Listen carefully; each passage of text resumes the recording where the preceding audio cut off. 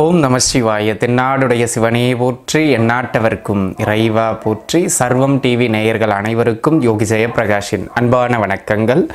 அன்பு உறவுகளே, இந்த பதிவில் நம்ம என்ன பார்க்க இருக்கோம் அப்படின்னு கேட்டுக்கிட்டீங்கன்னா, சனி பகவானினுடைய பெயர்வு ஒவ்வொரு நட்சத்திர வாரியாக உங்களுடைய ஜென்ம நட்சத்திரத்திற்கு அடுத்த 2.5 ஆண்டு காலகட்டம் எப்படி இருக்க போகின்றது இந்த சனியின் பெயர்வினால் அப்படிங்கிறத நம்ம பார்க்க இருக்கோம். சரிங்களா?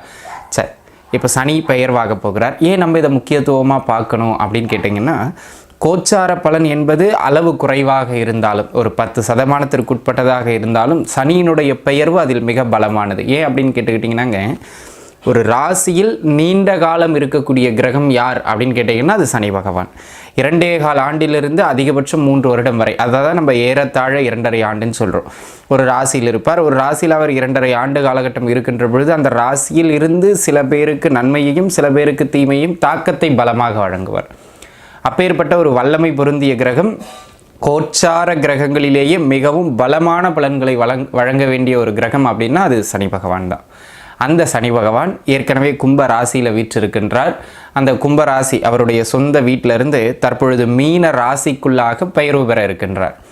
அவ்வாறாக பெயர்வு பெறுகின்ற அவர் கிட்டத்தட்ட 2027 ஜூலை மாதம் வரைக்கும், ஜூன் ஜூலை வரைக்கும், அடுத்த ஒரு 2 வருடம் 3 மாத காலகட்டத்திற்கு மீன ராசிக்குள்ளாக நிலை பெற இருக்கின்றார். அங்கே அவர் வக்ரம் அடைவார். அது பிறகு, ஆனால் அடுத்த 2.25 ஆண்டுகளுக்கு அவர் மீன ராசிக்குள்ளாக அமர இருக்கிறார்.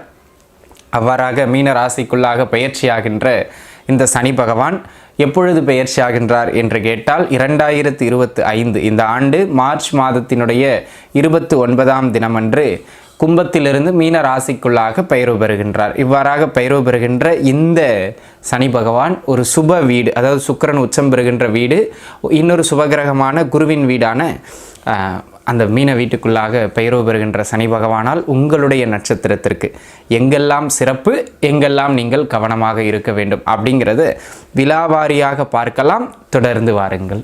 சுவாதி நட்சத்திரத்து நண்பர்களை பொறுத்த மட்டிலும் உண்மையிலேயே சொல்கிறேன், சுவாதி நட்சத்திரக்காரர்களுக்கு இந்த சனி பெயர்ச்சி ஒரு அற்புதமான சனி பெயர்ச்சி. பஞ்சமஸ்தானத்திலிருந்து 6ஆம் இடத்திற்குள்ளாக சனி பகவான் பெயர்வாகிறது அப்படிங்கிறது ஒரு மிகப்பெரிய யோக நிலைப்பாடு. அனைத்து பிரச்சனைகளிலிருந்தும் நிவர்த்தியை கொடுக்கும். ஆமாங்க, அதாவது கோச்சாரம் ரொம்ப பர்ஃபெக்டாக இருக்கும். உங்கள் சுய ஜாதக தசாபுக்தி மட்டும் வலுத்துருச்சு அப்படின்னு சொன்னால் சுவாதி நட்சத்திரக்காரர்களுக்கு அடுத்த கட்ட வளர்ச்சி மிக உறுதிங்கிறதுல மாற்றமே கிடையாது. சரிங்களா? சரி, இப்போ சுவாதி நட்சத்திரத்தை பொறுத்த மட்டிலும் வேலையில்லா நண்பர்களுக்கு வேலை கிடைக்கும். உத்தியோகத்தில் பிரச்சனையோடு பயணித்து கொண்டிருக்கின்ற நண்பர்களுக்கு அந்த பிரச்சனைகள் விலகும். போட்டிகள், பொறாமைகள், எதிர்ப்புகளை தாண்டி எல்லாவற்றிலும் தொழில் பொருளாதாரம் சார்ந்து வெல்வீர்கள். அதில் மாற்றமே கிடையாது. எந்த ஒரு செயல் எடுத்தாலும் அது தடைப்பட்டு நின்றுக்கிட்டே இருந்தது, எங்களால் பண்ண முடியலை, இது தடையாயிடுச்சு, அது தடையாயிடுச்சுன்னு எதெல்லாம் நீங்கள் குறைபட்டுக்கிட்டு இருந்தீங்களோ அந்த குறைபட்டு கொண்டிருந்த விஷயங்களை எல்லாம் தாண்டி நீங்கள் வெற்றி பெறுவதற்கான ஒரு வழிவகை இப்பொழுது கிடைக்கும். அந்த மாதிரியான ஒரு அமைப்பு.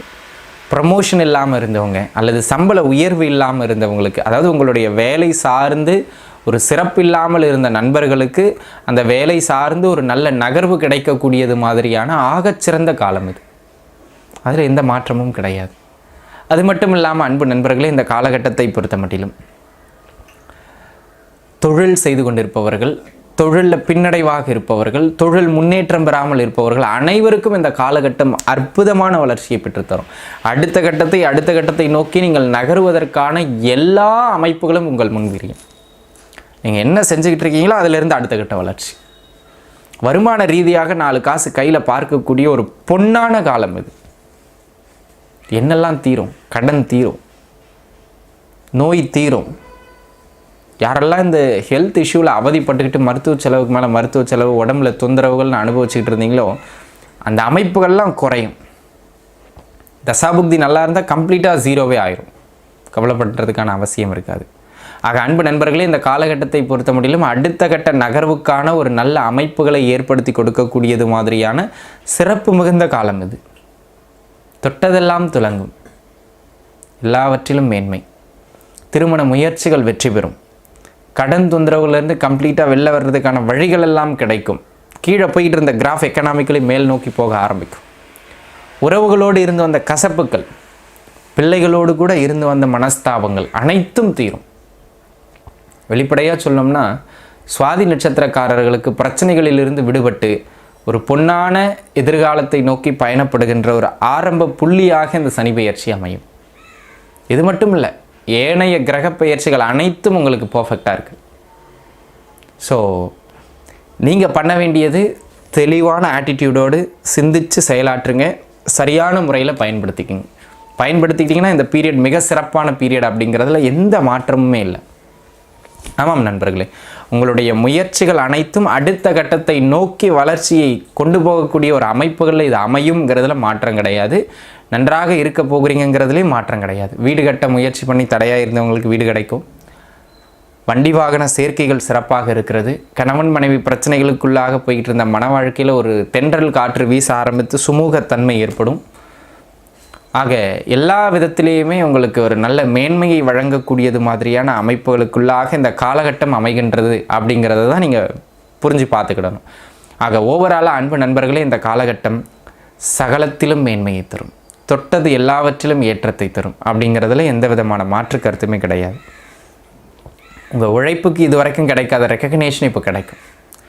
புத்திர பாக்கியத்தில் இருந்த அந்த தடைகள் விலகும். யாரெல்லாம் கடந்த காலங்களில் குழந்தை பாக்கியத்திற்காக மருத்துவம் பார்த்துக்கிட்டு இருந்தீங்களோ அவங்களுக்கு அந்த மருத்துவ தொந்தரவுகள்லாம் விலகி க்யூராகி அதன் மூலமாக குழந்தை கிடைக்கும். ஒரு முறை குலதெய்வத்தை மட்டும் மானசீகமாக வழிபாடு செய்கிறது மிக சிறப்பு.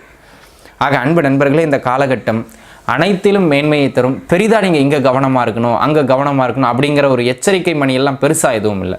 உங்கள் சுயஜாதகம் சரியாக நல்ல தசாபுக்தியாக ஓடுதாங்கிறத மட்டும் ஒன்ஸ் எச்சரிக்கையாக பார்த்துக்கிடுங்க. அது ஓடிடுச்சுன்னா ஏற்றம் சிறப்பாக உண்டுங்கிறதுல மாற்றம் இல்லை.